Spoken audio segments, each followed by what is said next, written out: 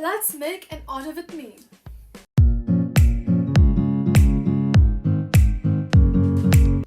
Hey guys, this is Rita Costa and welcome to another video.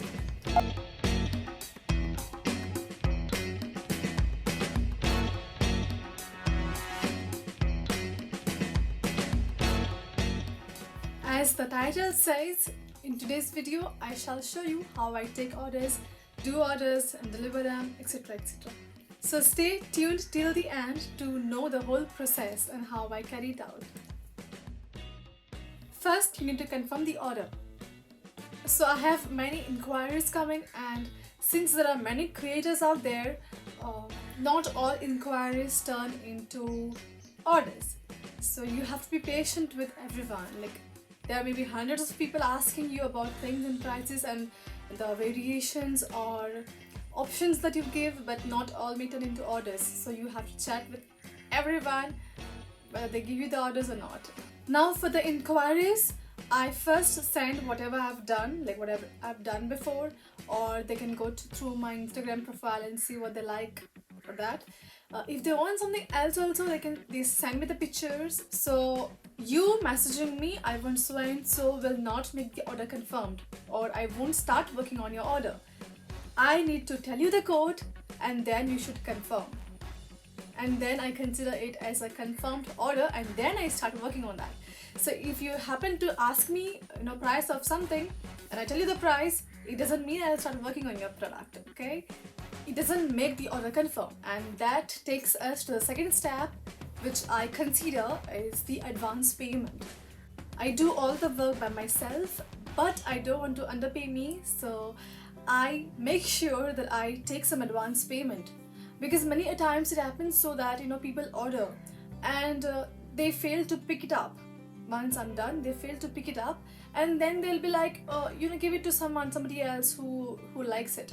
But that doesn't work because I make made to order items. So I'll make a product specific to your needs and your requirements. So I can't force anybody else to buy that, or neither can I give it on discount just because I have it at home. The work that I've put in making that item doesn't decrease just because you cancel the order. The time taken to make an order differs from 3 weeks, or depending on the orders that I have pending. And the client may then change his or her decision. But if you have already bought the material, you have started the work, cut the fabric, then there's nothing much you can do. It's a waste. So I recommend, if you are an artist or a creator, then advance the must. The second category, order. The first thing that I prefer doing is collecting all the materials required for this order. For example, the order that I'll be showing in this video, I had scrunchies and folder bag and masks. So what I prefer doing is collect all the fabrics required for this order, keep it in the box, okay? And when I start working on the project, I message the client and I start cutting the fabric.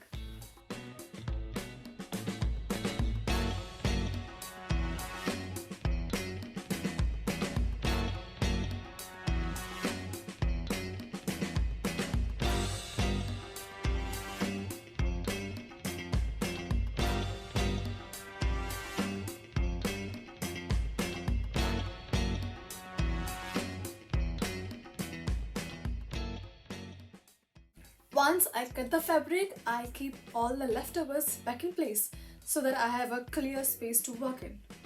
For this order, I had some painted masks also, so I started painting the masks.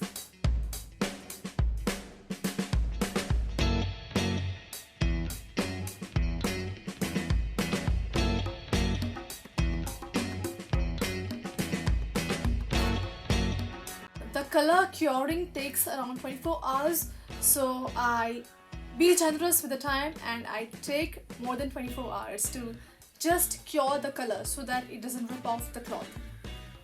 Then I start with ironing and pressing.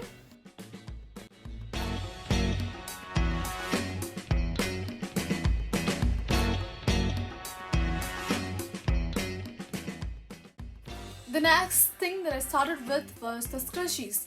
I had some three organza scrunchies, some two bow scrunchies, three satin scrunchies. So I sat with the scrunchies next. And then I finished the mask work as well.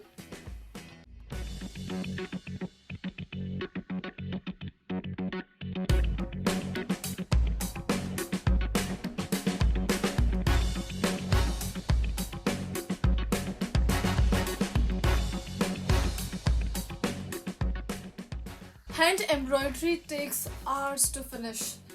And you know, when you're doing it, you feel so discouraged. Oh my god, it's so long, it's gonna take a day. But then the outcome makes you feel like, wow, I need this. You know that feeling? And the transition from both the feelings is making the embroidery. And yeah, it's a lot of time consuming, but the end products makes you feel so proud of yourself. The next thing that I worked on is the folder bag. So the embroidery was done in the previous step. In this step, I merged all the pieces together, stitched, and the bag was right there. With this, I finished the whole order work.